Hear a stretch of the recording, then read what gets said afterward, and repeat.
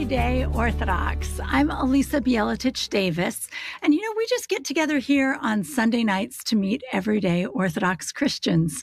I find that people in the Orthodox Church are really interesting people. Some of us have immigrated from faraway lands or grown up in immigrant families, and some of us are converts, and converts just come in from every different direction and from all places, and we find our way to the church in different ways. And so I just find, what an interesting mix of people we have. It's really wonderful. And we're so divided up into different jurisdictions. We don't always know people from other jurisdictions, right? Like if you're in the Russian church or if you're in the Serbian church or the Greek church, you may not know a lot of people in the Antiochian church or the Georgian church or something, right? So let's get to know each other, right? This is the best way, I think, to establish real Orthodox unity. So we are here on Sunday nights just getting to know each other. It's kind of like a big national coffee hour. So thank you for joining us.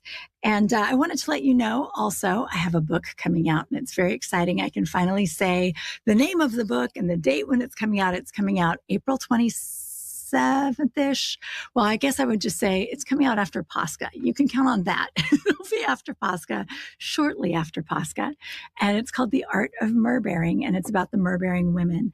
And I think it's going to be really cool. It's about the myrrh-bearing women and also sort of about how the fathers looked at myrrh, how they looked at oil, and how that sort of symbolizes acts of mercy. And it's just all so beautiful and connected to each other. And I'm pretty excited about it.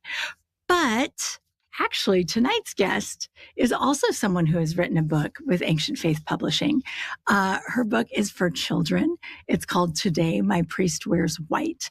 And it's really neat, about the colors in the church, right? And even as adults, a lot of us don't, we might not want to advertise it, but we may not even know what all of the different colors mean. So, that's really not why Laura's here tonight. You'll have to get the book and read it with your toddler to find out what all the colors are. But the author is Laura Pavlik, and she's delightful, and she's here with us tonight. She's a homeschooling mother of 3. She's in central Illinois. She actually came to Orthodoxy as an adult. She converted at All Saints Antiochian Orthodox Church, which is in Chicago. But today she attends Holy Apostles in Bloomington Normal. She teaches the preschool Sunday school class. She sings in the choir sometimes. She loves teaching and learning and writing, which is, kind of related to all. They're all related. They're interrelated. She also loves swing dancing and baking bread. So it's a lot of cool stuff. She's very lovely. So I think you're going to enjoy her. So Laura, welcome to the program. Hello. Nice to be talking to you here. Nice to have you talking to me here. I'm excited that you're on the show. Thank you for coming on. And thank you, just in general for all of your good work. The book is really lovely, and I think it's very cool that you wrote it. I want to hear about it, but first we have to get to there, right? Like first we have to get you to be like a person who interacts with preschoolers and would want to write such a thing. So first tell me, where does your story start? Where were you born? So I was born actually in Binghamton, New York, which is kind of far away from where I've spent most of my life. But my family moved back to the Midwest when I was I think I was 4. Okay. And my parents were originally from the Midwest and all their family was here. They were just kind of trying it out east. And I think the speed of life out there was a little too fast for them and they missed their family. So they moved us back to Wisconsin, and that's where I spent most of my childhood. Oh, nice. Okay. So did you grow up around family then? Like, did they move back to the place where everyone was, or did they give themselves a little distance? They gave themselves a little distance. So we were in central Wisconsin, and my dad's family was kind of like more southern Wisconsin. So like probably about 3 hours away. And then my mom's family was in Minnesota. So more like 4 hours away. Okay. But close enough that we could get there for holidays without spending like an entire day in the car. I do have a couple memories from when I was really, really little of just like this entire day spent driving down for Christmas or whatever. Oh, I bet. Absolutely. And all of the excitement driving down and then all of the exhaustion driving home. Well, excitement only takes you so far when you're in the car. It is a long drive. It's like, Mom, there's Christmas in Wisconsin too. Like, what are we doing? But, okay. So, all right. So as you're growing up then, did you have siblings or was it just you or? Yes. So I have one little sister. She's 2 years younger than I am. Nice. So Very nice. there was a Did lot you of guys times play where together? there was a lot of times when she wanted to play, and I was like, I would rather go read a book. But I don't know. We still did play together. Did you read to her? Like, did you pass on your love of reading to her, or did you both love reading? She's actually a little bit less of a reading person. I feel like my parents and I are both like really reading people. Like if we have a free moment, we're going to be reading. And my sister's less like that. She'd much rather be interacting with people than interacting with a book. Gotcha. Yeah, a lot more gifted All right. that way. What kinds of things did you like to read when you were young? Especially fantasy, but I would read anything, and I'm still not very picky about it as long as it's a good story and like decently written. Nice.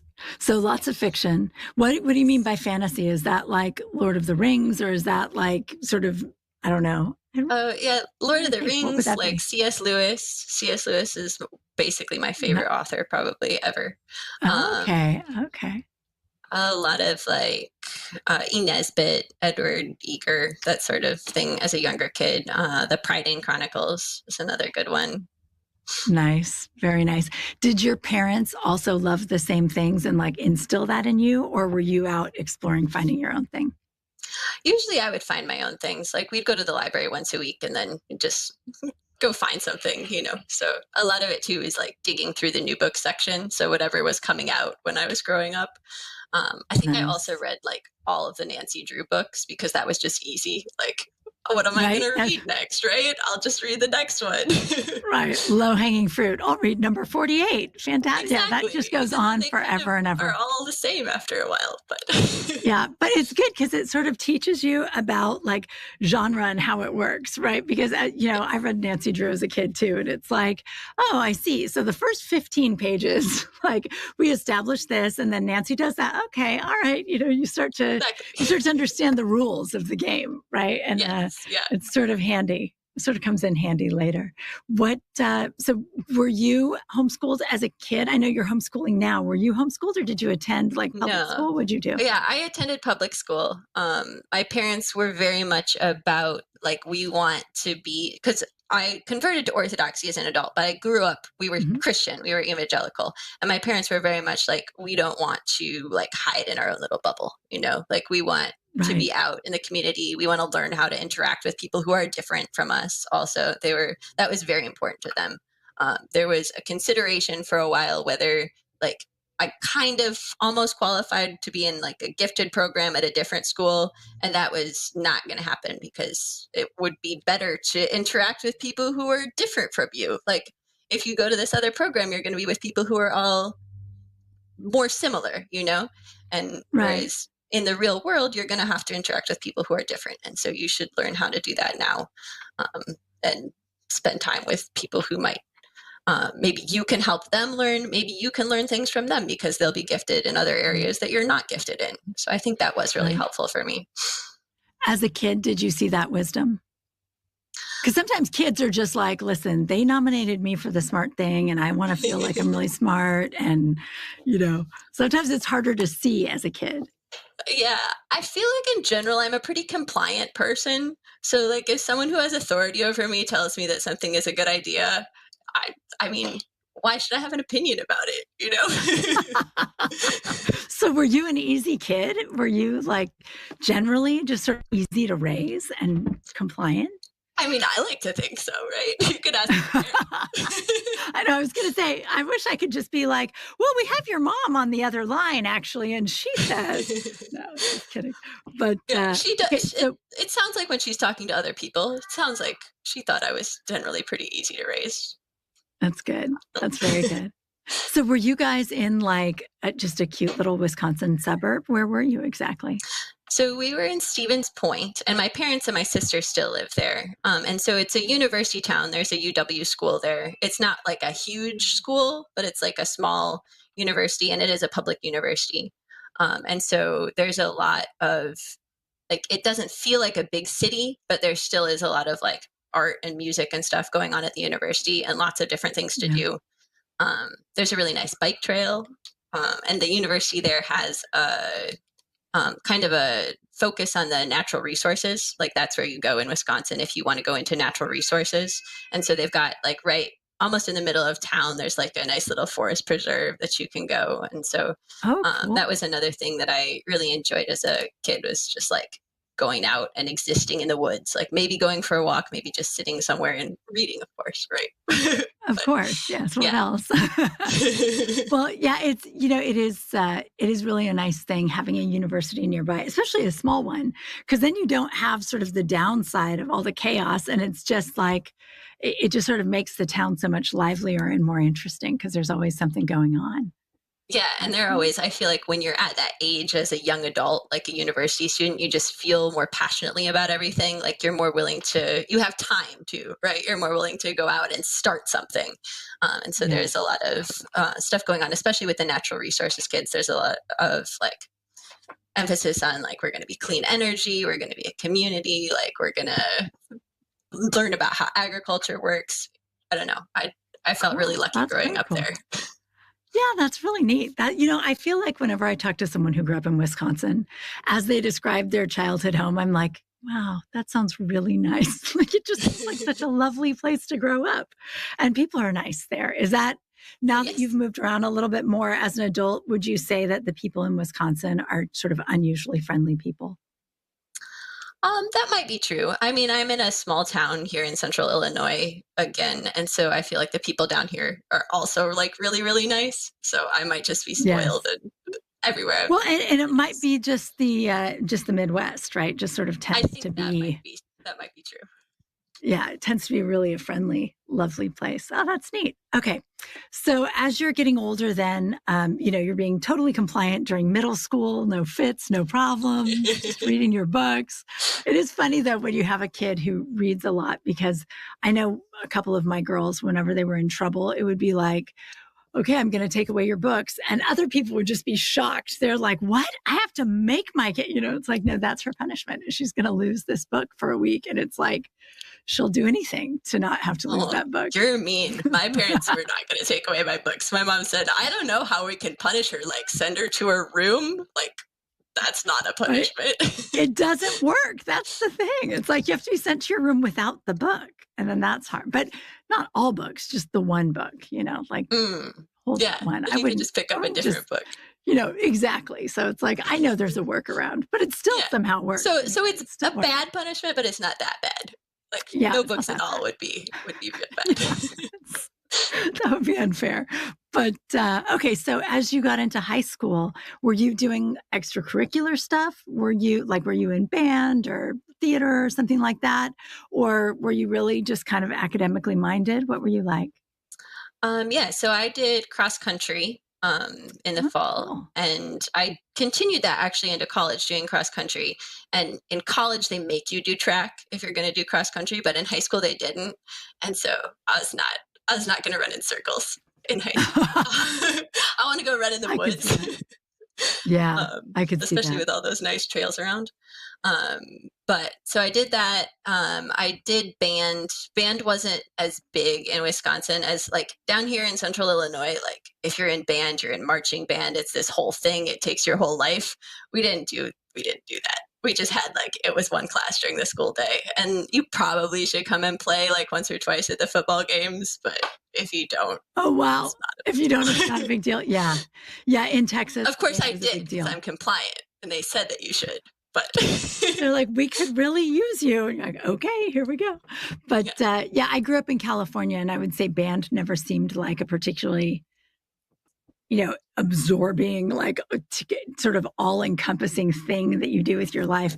And I moved to Texas, and it's amazing. It's just like that. It's the only thing you can do, and it's the most important thing in your life. And I think maybe if I were in a place where band were smaller, I would be more interested because it's such a big deal. It is a good thing to be able to do and have it not consume your whole life. I was able to, at the city, the Stevens Point also had a band that would play concerts in the summer at this little band shell down by the river. And so I got to be in that too during the summer. And it's just a really nice thing for the community to have that, and to have for the people in the band, for the people listening to the band, just a great system all around. Yeah. See, Stephen's Point just gets nicer and nicer the more you say about it. I'm like, and I would really? move back there, but there's The no band Orthodox by the church. river. Oh, well, let's move there and we'll get a mission going. We'll get it set up. It sounds lovely. But, okay. So you're in high school, you're doing cross country, you're doing band. And, what did you picture yourself becoming like as an adult? Were you thinking, that maybe you'd be a musician someday? Were you thinking you'd be a writer? What did you imagine yourself doing? So I probably mostly imagined myself as a teacher, I think, for most of the time when I was in high school. And I did for 4 years. I taught in Chicago, physics, and a little bit of like other sciences that they needed me to cover. So I did environmental science, AP environmental science. I taught 1 year. I don't know if that was a service to the students or not, because I had never taken that class.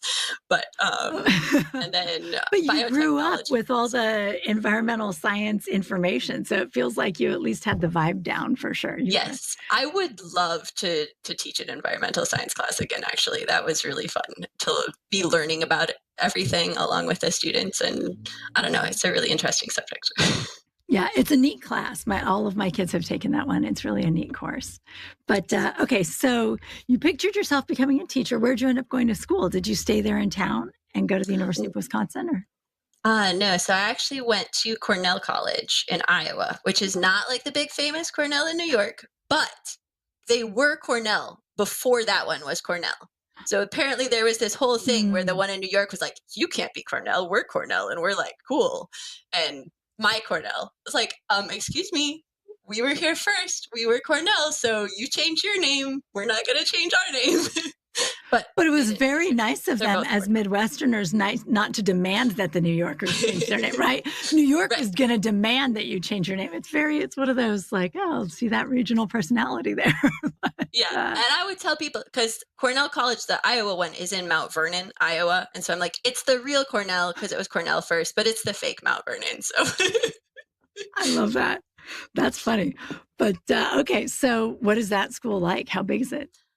So it's a very, very small school. It was smaller than my high school, probably. I believe my high school graduating class was something like 500-600. And my college graduating class is more like 250, somewhere around there. Wow. And the interesting thing about it, so the claim to fame really, and one of the things that drew me to it is they do one course at a time. So you have one class and you do your one class for 3.5 weeks. And then you get a long weekend, and then you start your next class. And so you get to, instead of like trying to balance all of these things, you get to really like focus.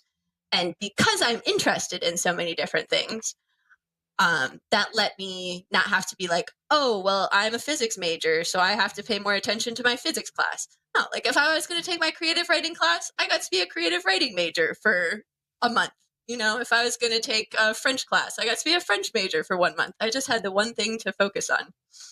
That is so cool. Yeah. So how many hours a day are you in class? And did they do stuff like, I don't know, writing labs and other things? Since they had you and they knew you only had the one class, how did that work schedule-wise? So in general, and especially for the science classes, which I did take most of, you were in class for 2 hours in the morning and 2 hours in the afternoon. And some of the more labby ones, like maybe you'd have 3 hours in the morning or something like that if you had to finish your lab. But part of what was nice about it too was everyone basically had a very similar schedule. So usually you're in class from 9 to 11 in the morning and from 1 to 3 in the afternoon.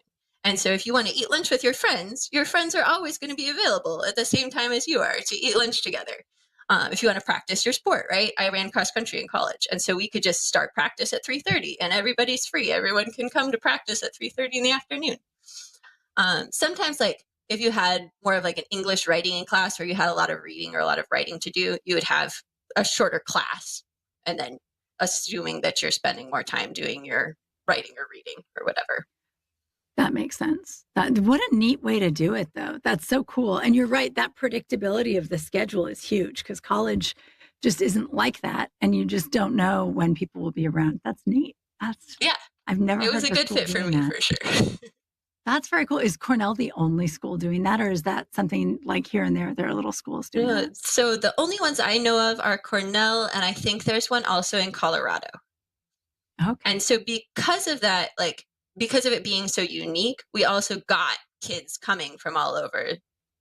Like I had a friend from Texas. I had a friend from Colorado. I don't know why. There seemed to be a lot of people coming from Colorado for like there also being a school out there that did the same thing, but maybe they heard of it because of that. That could be it. They may have been more aware of it, and maybe they just didn't want to be near home, because a lot of kids I know just have to get away from home. But how far from home were you? Like you were away from home? Yeah, I was like, again, like 4 or 5 hours. So a nice distance where you can go home for Thanksgiving and Christmas and whatnot, but you don't feel like you have to go home for every weekend. Yeah, that's nice. That's very good. And so, okay, so you're in school, you're studying physics, right? Physics major? Yes, yeah. And then were you thinking for sure just going to be a physics teacher forever and ever? So I went into college with that as my idea, and then I took an education class, and I kind of threw my parents' teaching out the window, and I was like, this is not very interesting. These education people, I don't know. Oh, no. And I think it was just a bad class. Like, I think I did take some more education classes later as like a junior or a senior that were much better. But I think it was just the class, and I was like, "Oh, college is supposed to be hard. Like, I should be taking harder classes." So for a while, I was like, maybe I'll go and get like a PhD or something, and then I can still teach, right? Because if you have a PhD, you can still teach, and that's what my dad does. Actually, is he was retired now, but he was a professor at the little UW school, and because it's such a small school, like it was mostly teaching is what he was doing.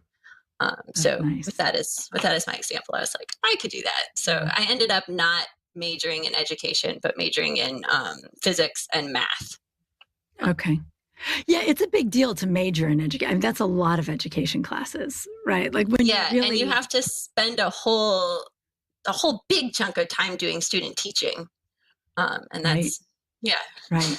But you had to do that eventually anyway, right? I did have to do that eventually. So what I did is once I figured out that like, I actually do want to go back and teach high school, is I did a 1-year master's program, like kind of an accelerated master's at UIC in Chicago. And so they had, they had a great program. Was that directly after college? Okay, so you moved off to Cornell College. Now you come into Chicago, and were you living like downtown Chicago? Where is it located? So the university is kind of not like downtown, but kind of like downtown-ish. Like it's along the Blue Line, if you know anything about Chicago. But so we had classes there mostly in the evening, and part of with it being an accelerated program for teaching is you had to still get all your observation hours. So like most of the day you were in the school, even the first semester. So student teaching was second semester, but first semester you were basically in the classroom observing. And for that I was up at Northside, which is kind of further on the north side, like you might of Chicago. So that's kind of a more like affluent school where you were then when you were up. Northside? So Northside the system is kind of strange in Chicago, where they have these selective enrollment schools. So the kids, when they're in 8th grade, they take a test. And if you do well enough on the test and you have good enough grades, you can say, I'd like to go to a selective enrollment school. You like list the ones that you want to go to, and then they pull you based on your test scores and your grades. So the kids who are at Northside were, in general, more affluent and also like highly, highly motivated students. You hear like, oh, you taught in Chicago public schools, you must be like crazy. But the kids I was working with were what I was picturing was not Northside, definitely. No. For sure. Okay. Yeah. So would you say so one of the things that I hear, you'll talk to people who'll teach in like more inner city, more difficult kind of areas. And everybody's like, oh, that's really hard. And it's like, well, yeah, but then I moved to the affluent suburbs, and then all the kids were really entitled, and their parents didn't want me to, they didn't want me to discipline them or anything. Like, did you see a lot of stuff like that in the nicer schools, or was it because they were so motivated and they were so academic, it was just kind of a great place? Yeah, it was basically kind of a great place. I think because of the selective enrollment system, it was like, we're going to take all the good kids and put them in these schools. And those other schools, like, too bad for them. I guess they don't have any good role models now because we've got all the good students over here. But it was nice for me as a teacher. Right. Well, and it is a tricky thing about gifted programs as well, like that you brought up earlier, right? That like, not only does it mean that those kids are going to be in a less diverse crowd, but it also means that in the other schools, they don't have those one or two kids in every classroom who are really motivated and who are like great at participating in the conversation and kind of bringing the whole level of the room up, is that you sort of lose out on that. Yeah. Yeah, that's kind of a shame too for that. But as you mentioned, but on the other hand, if the other schools are also selective enrollment, you know, you probably get like a bunch of drama kids at one place and a bunch of science kids in another, and that can be cool too. That has its pluses. Yeah, but, Northside was kind of known as like the more artsy of the selective enrollment schools. So that was again, that's where I did my student teaching. And then when I was actually teaching for the 4 years that I did, I was at Walter Payton, which is closer to downtown. And is named after like the football player. Walter. I was just going to say it is Walter Payton. Like, gotcha. Yeah. So we had this whole thing with 34. Like we had school colors, right? Like it was blue and orange, but we had a school number was 34. That's hilarious. That's kind of amazing. Was it a school that pre-existed him and was renamed after him? Or was it like just a new school and they're like, we've got a great quarterback, let's name it after him? I think he might have even like donated something to it, I think it was. Cool, yeah. I think it was not just like out of the blue, we're going to name it after the quarterback. I think he was involved with it somehow. That's cool. That's very neat. Okay. All right. So student teaching Northside, but then as soon as it's time to get a real job, you get hired at Walter Payton. Very nice. And this is where you were doing physics and APES and all of the other classes? Yes. Yep. Yes. Nice. Okay. All right. Well, we're going to take a very short break. And when we come back, we're going to talk to Laura Pavlik a little bit more about what happened after those just couple years teaching and how she ended up writing the new board book, My Priest Wears White, which is available from Ancient Faith Publishing. So we will be back in just a moment.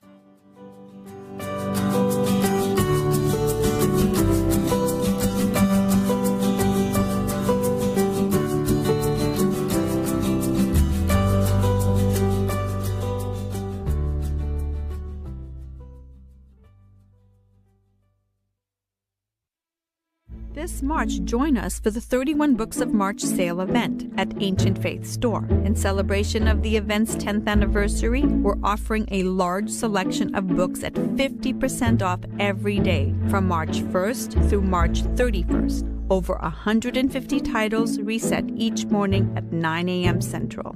Explore books on Orthodox faith, theology, history, and more, all at a discounted price. You'll also find children's books and titles by popular podcasters and hosts from Ancient Faith Radio. Each day brings a fresh collection of books at incredible savings. Visit us at store.ancientfaith.com. There's not a day you'll want to miss during the 31 Books of March.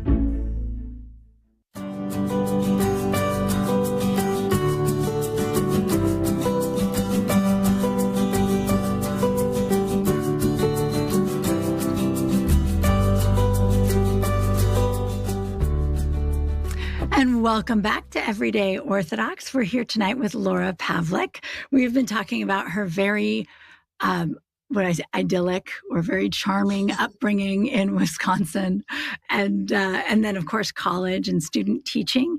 And so, Laura, I want to track a little bit because I realized I didn't ask about it. You mentioned that your parents were evangelical and you were raised evangelical. Were you like particularly active in a church? Did you grow up feeling like you were a really religious person? Like, what was your experience? Yeah.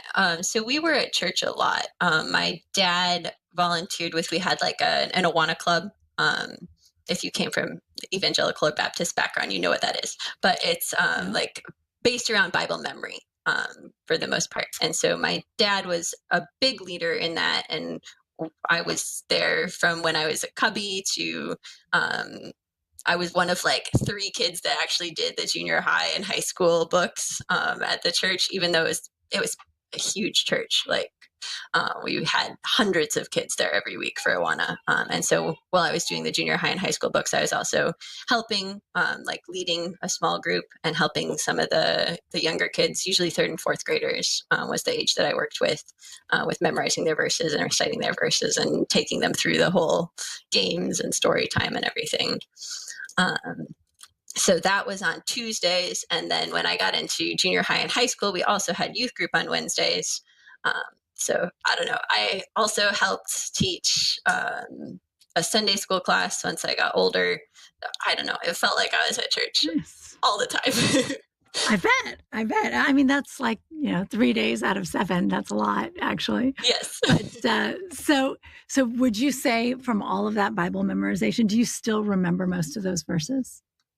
A lot of them I do. And I feel like in general, I have a pretty good memory for that sort of thing. So like if I put any effort into it at all, but I was also like when I was in high school, I would just read like, I think I was doing 10 chapters as like my Bible reading rule. I was reading like 10 chapters of the Bible every day. So a lot of it got kind of stuck in my head from that as well. That's good though. Were you reading the whole Bible or were you just reading like Gospels or New Testament? What were you doing? So I started out when I started doing the 10 chapters thing, I would just like read through the whole Bible. And then I was like, I don't quite have enough time for this. So I would pick a section, like maybe the first 3 chapters of John I did at one point. And that I would work on memorizing so that like while I'm running, I can be reciting that and count that toward my 10 chapters.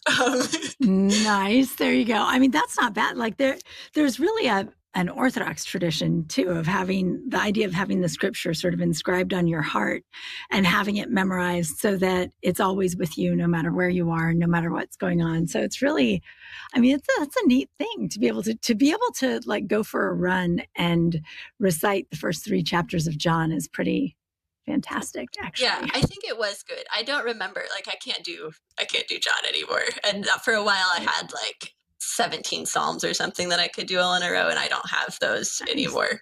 But that's I used to be able to do that. There you go.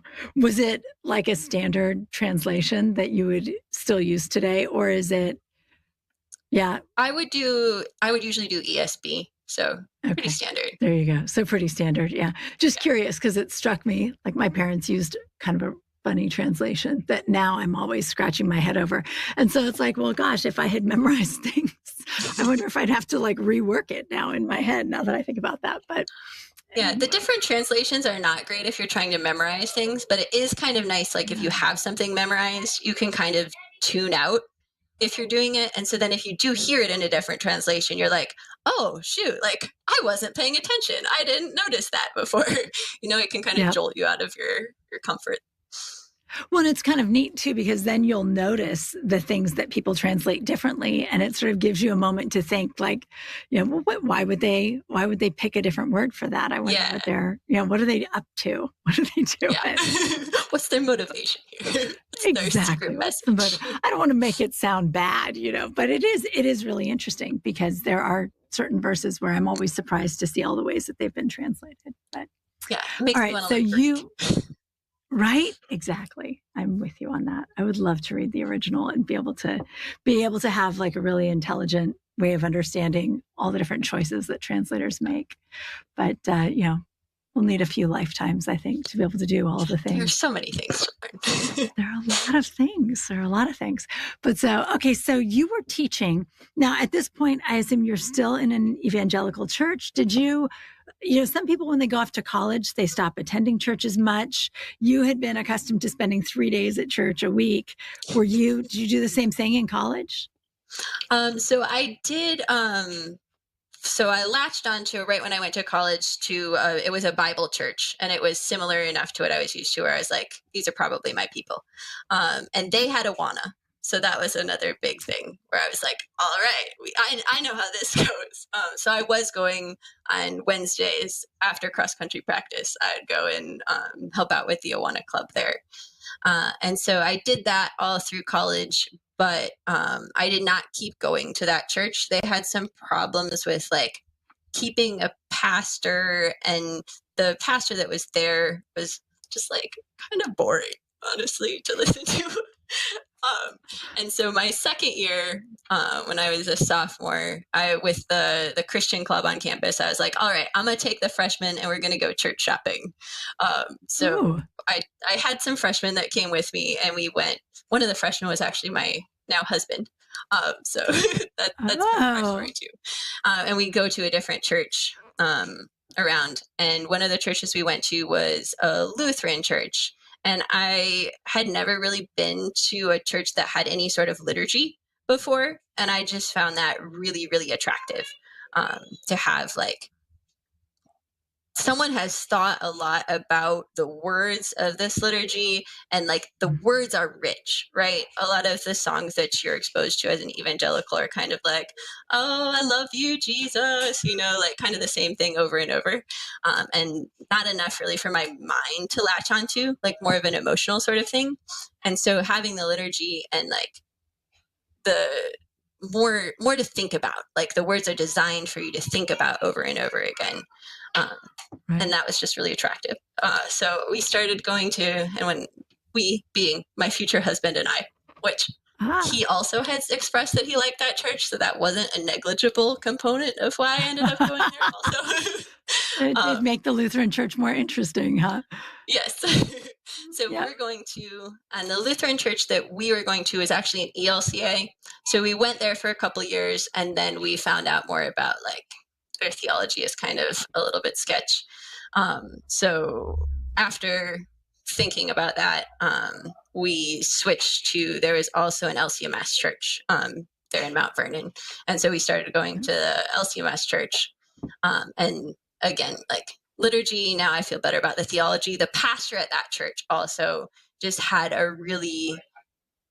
he was excellent at like expressing the beauty of everything. And he, coincidentally, is like thinking about orthodoxy. He has like 6 children, and his job is being a pastor. So if that wasn't the case, I think he would have converted already. But he has that. And that's a big deal, because you can't generally just become an Orthodox priest. So it's like you have to go find another line of work after, identifying as a pastor all your life. Oh, gosh. Yeah. Well, that's cool, though. That's interesting. So I want to hear a little bit more about your husband and what he was like. So you were just at the beginning of the year saying, like, let's all go church shopping. You guys just got here. I want something new. So, which is really kind of a great idea as a group to just go to all the churches in the area. And it's also a neat way to educate yourself about it, right? Because the first time you looked for a church, you just looked for something familiar. Like, this is what my family does. Yeah. And exactly. Which is natural. And I know that's what I did, out of high school, and just sort of like, you want the same theology you've always had. It makes sense. But then also there's something really interesting about being exposed to all these different forms and different ways of doing it. So you're doing this. Did you like meet him before this group came about? Like, you met him with the group, or was it like, oh, I want to go church shopping with him, and also we can take these other freshmen so that it'll make sense? Like, how did it work? No, so I actually met him in a lot of different contexts, and it was a small school, right? So that wasn't necessarily surprising, but I was on the cross country team. He had been planning to be on the cross country team. And so we all had this like email chain in preseason where we introduce ourselves. We're like, oh, hey, like I like to bake bread and do whatever. And so he and I on the email chain had both mentioned that we like to play chess sometimes. And so he was like, all right, well, we should play chess during preseason. And then he didn't show up for preseason. Because he had, and the coach never told us about this. The coach was just like, didn't come to cross country, doesn't exist anymore, But he actually had anemia, and so he didn't want to start out college with like dealing with that and trying to run cross country, which is fair. So then I was also in the Christian organization, so I was like at working the table at the events fair or whatever. And he comes up and like writes his name to sign up for the email list. And I'm like, you're the one. You owe me a chess game. And so we ended up playing chess together. And We also both ended up not because of each other, but just coincidentally in the swing dancing club. So like we both learned how to swing dance in college and did that together. So I don't know. There was just a lot of ways that God, I guess, is bringing us together. Right. Well, and you had a lot in common already, like, chess and swing dance and cross country and being in this school and being in this Christian club. And like, you both had, I would say, a lot of similar interests. Was he also a science guy or was he majoring in something else? Yeah, he teaches high school chemistry now. So okay, there you go. There you go. Okay. Yep. That's neat then. All right. So as you started meeting, were you dating right away or was it like? It was like December burn? Yeah, it was like his first year, December, we started, we went snowboarding for our first date together. And I had never been snowboarding before, so I fell down the hill and got a black eye. And I'm like, that's how you want to come home from your first date. Oh no, that's awful. So the two of you though, like, after a couple of years, you're changing churches together and stuff. At what point did you get married? We got married just, I think it was about a year after we graduated. Okay. So he actually proposed to me on the stage at graduation. Oh, wow. Because we had, for your bachelor's you were degree, allowed to just, you were allowed to just sit next to and like walk up with whoever you wanted. Like they would just call your name. And so he went in front of me and he had told the president of the college the whole plan and everything. And so, right in front of everybody. What did he do? He just turned around and dropped to one knee? Yeah, he just turned around and dropped to one knee. Oh, that's beautiful. That's so nice. Yes. Gosh, well, that's adorable. Okay. All right. So then you were engaged. Did you go to the same place to get your teaching credentials? No, so he worked in the industry for a while. He worked at a flavor company. He worked for a paint sample company. They didn't make paint. They made paint samples. But that has a lot of interesting science actually with the color matching. It's like making sure that the colors are going to be exactly the same in like whatever different lights. So I was a little bit jealous of that. Seemed like cool science to do the color matching stuff. That's pretty cool. But yeah, so he was doing all of that stuff while I was doing that 1-year master's. And then while I was teaching, he was in the industry. And then when he decided that he also wanted to teach, that was during my last year, which this is also like right at the end of COVID. So not like a great time to be trying to learn to teach for him, but he's a great teacher now. So he got his degree at the end of when I had was finishing up one of my last years of teaching.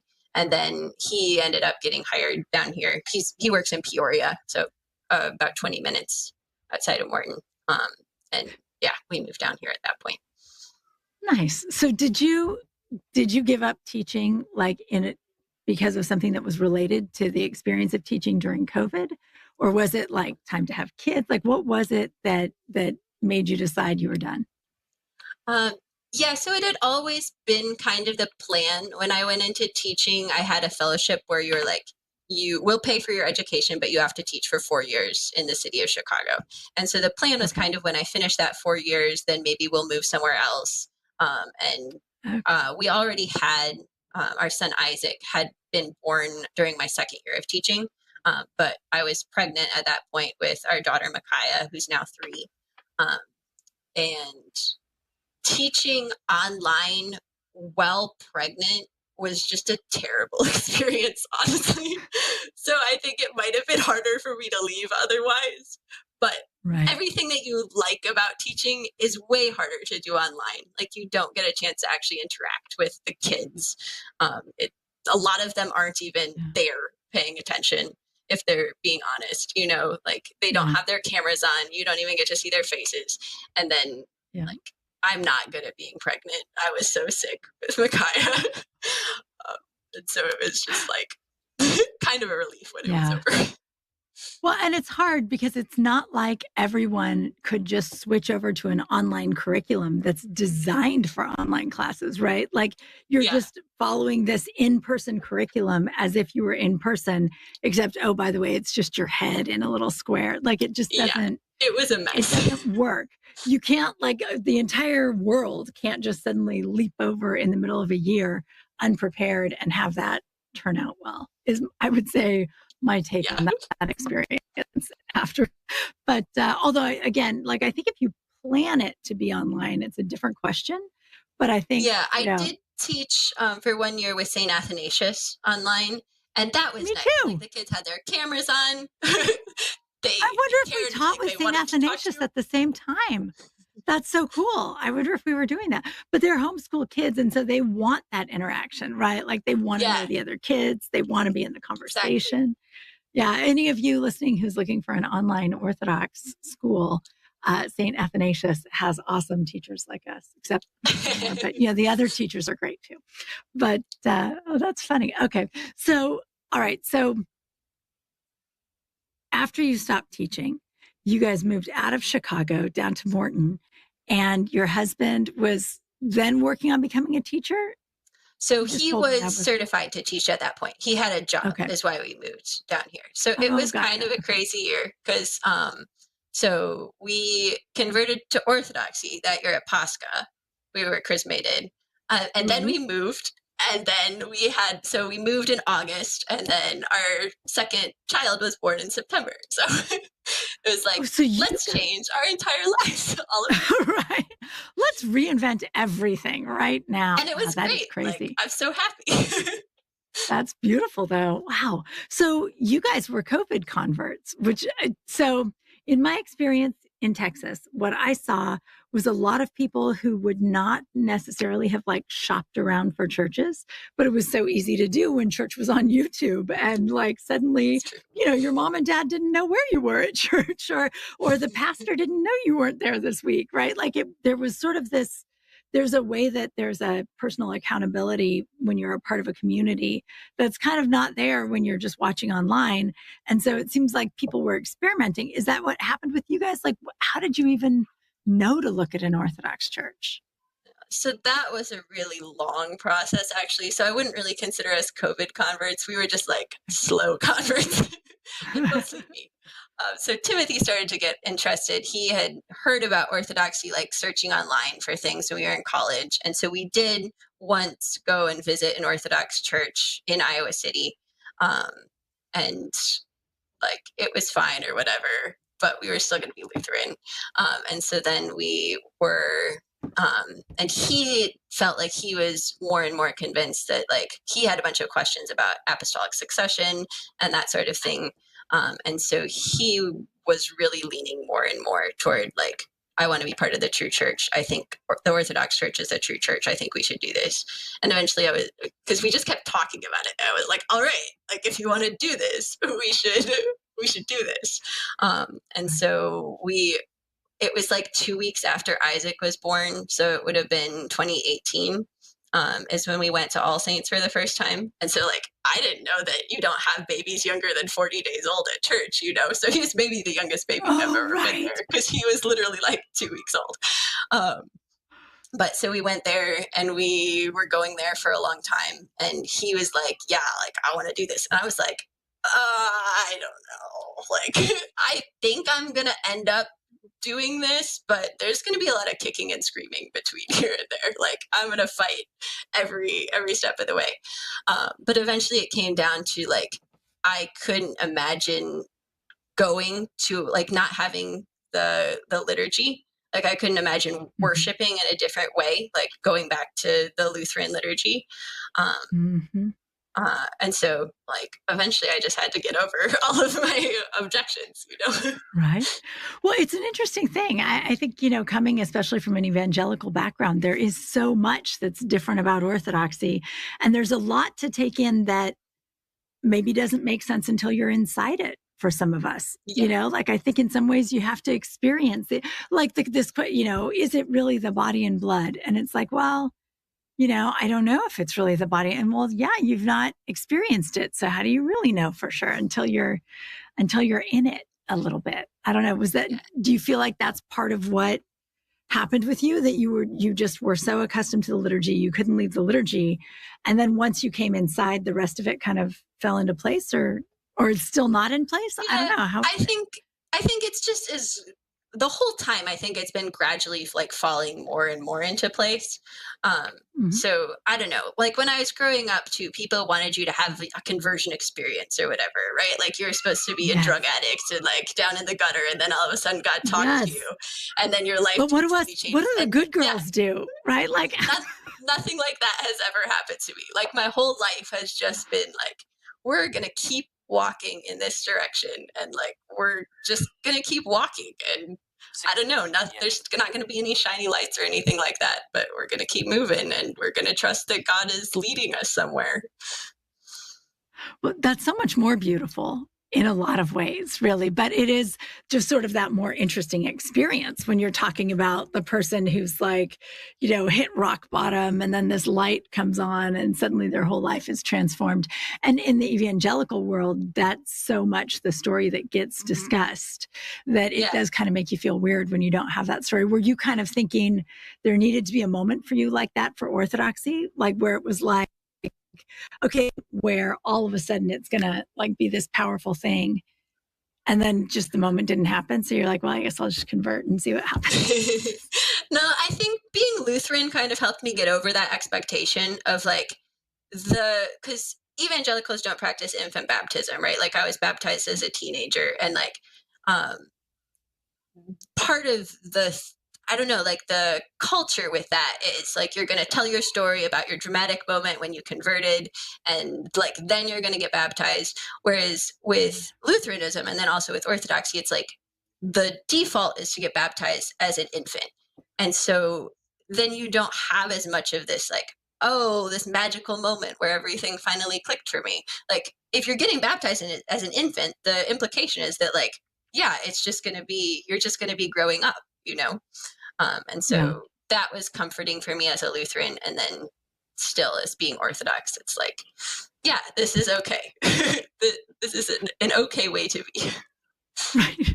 I mean, it's really ideal, right? That you would have a Christian culture that would produce Christian people. Like there would have to be something wrong with your Christian culture if everybody ended up on drugs at rock bottom and then came back to the place they had been as kids, right? Like that'd be a mess. Yes. So thank God for that. But,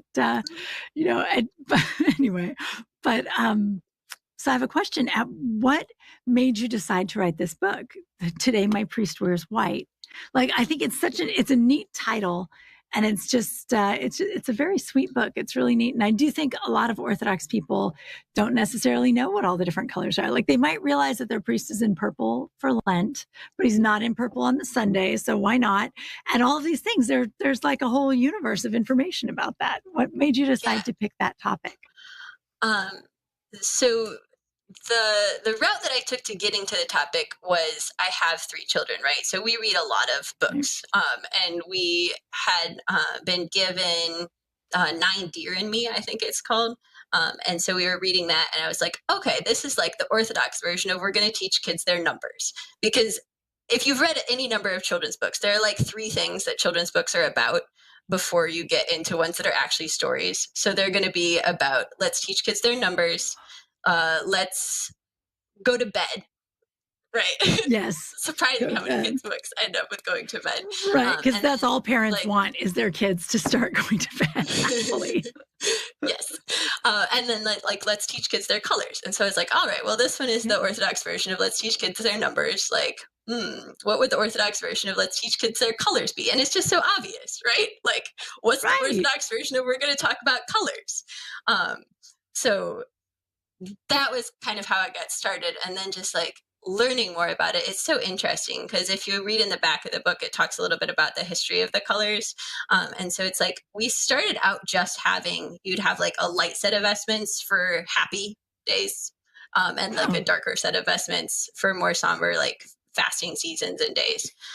And so, but because of we are like richer now, we can have more than just 2 sets of vestments, and also because of the Catholic influence, where the Catholics have more of like a solid color, like our vestment is going to be like entirely blue, right?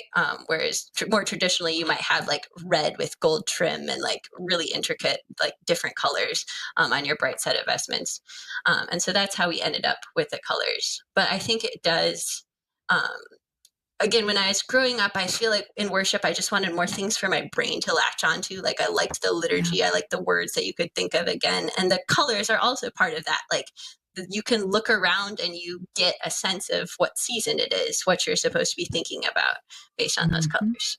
We do still need someone to write an Orthodox children's book about farm animal noises, because that base has not been covered yet. So, well, I mean, for Pascha, you talk about lamb, and then I don't know. That's. I'm trying to figure out. Yeah, I just can't. I couldn't figure I can't that find one, the so angle. I had to do the colors. I don't know. We'll leave that to somebody else then. That's for the next generation of moms to work out. But it's really neat. I love that idea. And I love the way that you're talking about that, like something for my brain to latch on to. Because I really get that for sure in the liturgy for me as well, coming into it. Something about, I think in evangelical worship, there's a sense that spontaneous is more real, it's more genuine, it's more legitimate and authentic, right? But there's also really something so amazing about these words that have been refined and honed by all of this experience, and things are expressed just right, and it's so much to think about.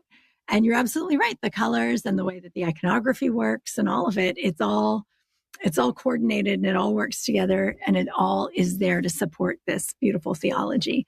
So it's so cool that you have come up with a way to introduce kids to a piece of that, and kind of a critical piece of it, really, because there's a lot to talk about with the colors, right? Because it's the season, but what else is it? It's also like the kind of feast, or yeah. So I mean, blue is for anything celebrating the Theotokos.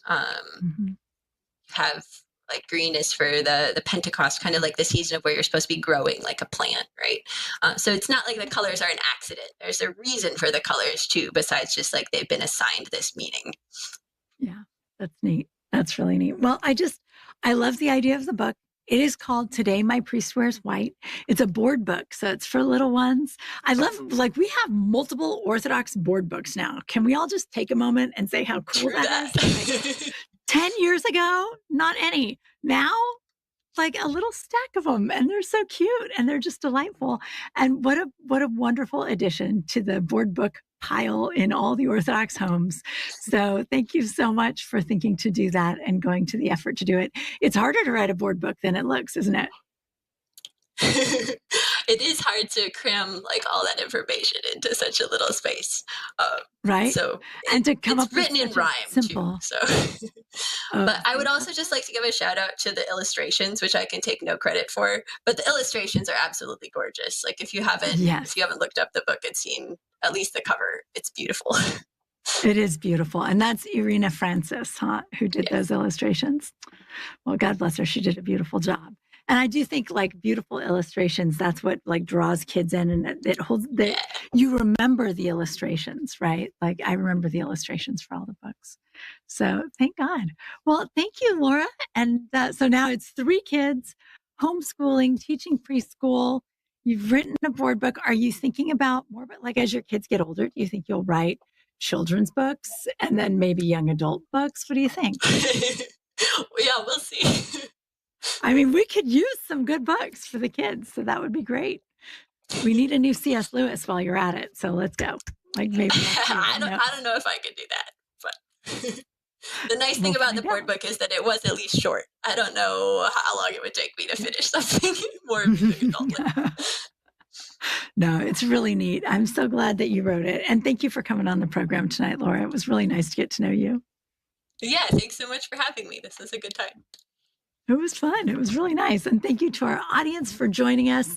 And come back next Sunday night and we'll meet another Everyday Orthodox Christian. Good night.